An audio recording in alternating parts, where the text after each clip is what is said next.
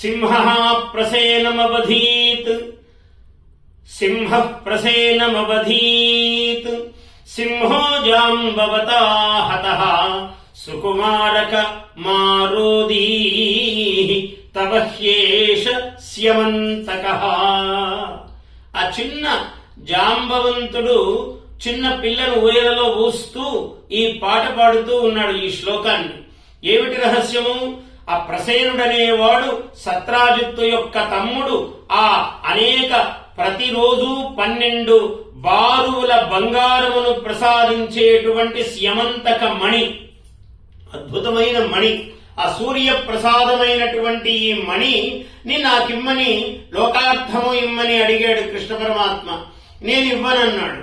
అయితే ఈ ప్రసేనుడన్నవాడు సత్రాజిత్తు తమ్ముడు దీన్ని ధరించి అరణ్యానికి వెళ్ళాడు. వెళ్లి ఆ సింహ ప్రసేనం అవధీత్, ప్రసేనుణ్ణి ఒక సింహం చంపింది అడవిలో. ఇదేదో పెద్ద ఎర్రగా మెరుస్తుంటే మాంసపు ముద్ద అనుకున్నది.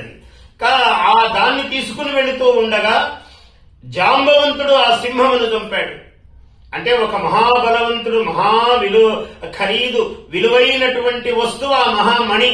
ఆ మణి కోసము సింహము చాలా బలవంతమైనది. అటువంటి సింహమును చంపినది జాంబవంతుడు. అటువంటి జాంబవంతుణ్ణి జయించి కృష్ణ పరమాత్మ మళ్లీ ఆ మణిని తీసుకొచ్చి సత్రాజిత్తుకి ఇచ్చాడు. అయ్యా, నేను తప్పుగా నిన్ను అర్థం చేసుకుని ఆ అపచారం చేశాను.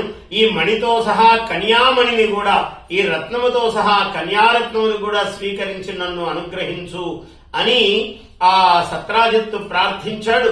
అందువల్ల జాంబవతిని కూడా ఆయన వివాహమాడాడు. సాత్రాజితి అయిన సత్యభామతో సహా, జాంబవతితో సహా ఆయన ఈ మహామణిని కూడా ధరించాడు కృష్ణ పరమాత్మ. లోకములో కూడా ఏ బాధల్లో ఉన్నవాడు గాని, లేదా బాధల్లో లేకుండా బాగున్నానయ్యా, నువ్వు ఇంకా బాగుండాలి, ఇంకా గొప్పవాడివి కావాలి, ఇంకా బలవంతుడివి కావాలి అంటే ఈ శ్లోకమును మనం తప్పకుండా వినాయక చతుర్థి నాడు స్వామివారి సన్నిధిలో చెబితే సింహ ప్రసేనమవధీత్ సింహో జాంబవతా హతః సుకుమారక మారోదీః, ఎడవవద్దు, సుకుమారక మారోదీః తవ హ్యేష స్యమంతకః, ఈ స్యమంతకము నీదేనయ్యా అని ఇక్కడ గణాధిపతి అనుగ్రహముతో ఏమి లభిస్తుంది?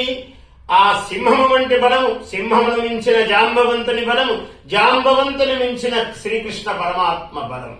ఈ అనుగ్రహాలన్నీ కూడా ఏకకాలంలో లభిస్తాయి. శ్రీ మహాగణాధిపతయే నమః.